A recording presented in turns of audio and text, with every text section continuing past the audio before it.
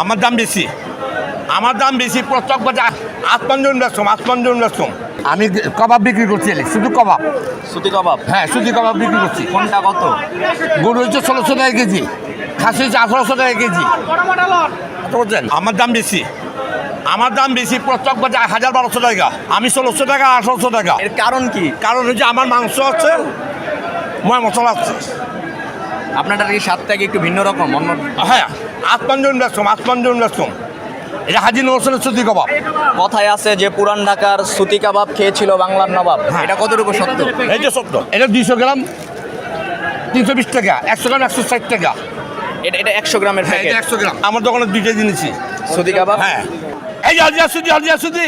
শাহী তান্দুরি নান কত করে? 100 টাকা।